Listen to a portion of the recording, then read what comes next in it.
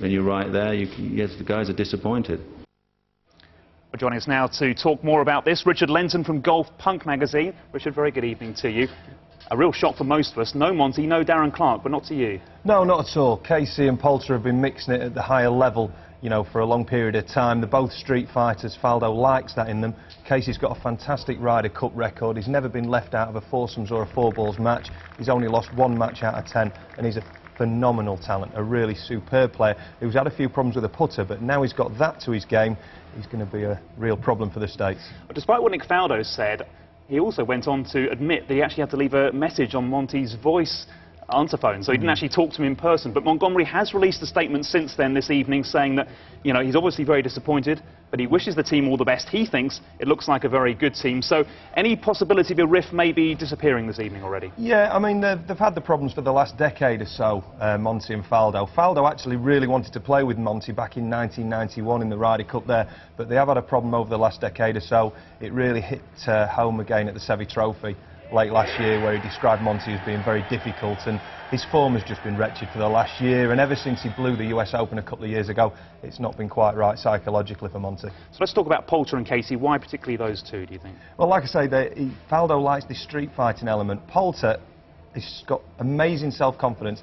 Anyone who can turn professional with a handicap of 4, you know, he's got that kind of attitude and that self-belief where he knew he was going to go and make it. There's probably someone in the studio with a handicap better than 4, but you know, they're not going to go and turn pro. But Poulter's made it. He's won 9 or 10 events now, and I think him and Casey are a ready-made partnership.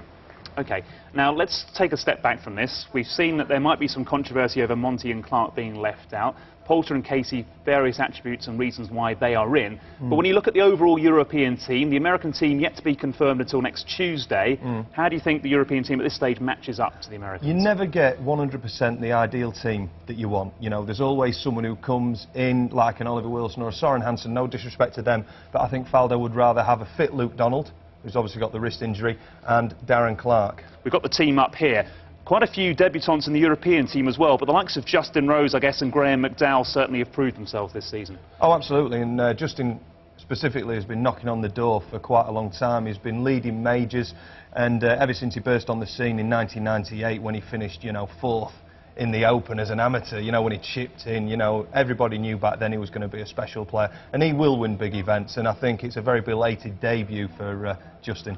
Let's talk about the American team, because they've got a huge problem in there not being any Tiger Woods for them to play.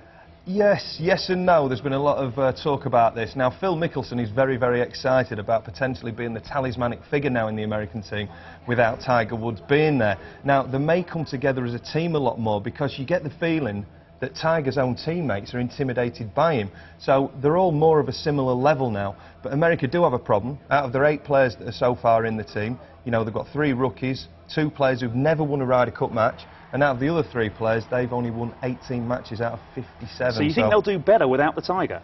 I believe so, yes, in terms of team morale and all being in it together and having more of a European team feel. The problem Azinger's got is that he's pushed to have 4 picks rather than 2. And he's just got not a lot to choose from. You know, America are very strong up top, whereas Europe have got all the strength in depth. You know, if you look past the top 8 in America, he's really struggling to pick 4 players. And you personally feel the match will be a lot closer this time. Remember, record wins for Europe in the last 2 Ryder Cups. Yeah. It's all a bit easy for us, isn't it? No, it has to be closer. And America have got 2 players who I really like in Anthony Kim and Boo Weekley. I mean, Boo Weekley is an amazing character. You know, very simple guy, worked in a chemical plant and was then forced to kind of turn pro, you know, because everyone knew he was wasting his talent. You know, this guy used to fight with orangutans and he goes and catches alligators. He's just an amazing guy. And he even had Monty laughing during the Open when he was playing with him. So that is some accolade. And do you think it's characters like that and the fact that it's at Valhalla, Louisville, Kentucky, you know, the heart of America, maybe another reason why Poulter and Casey have got the nod? Oh, definitely. It's target golf. It's American golf. It's a monster 7,200-yard, you know, course. Poulter and Casey play a lot of their time in America, which Faldo loves. He loves the fact that they're going to go mix it with the top players week in, week out.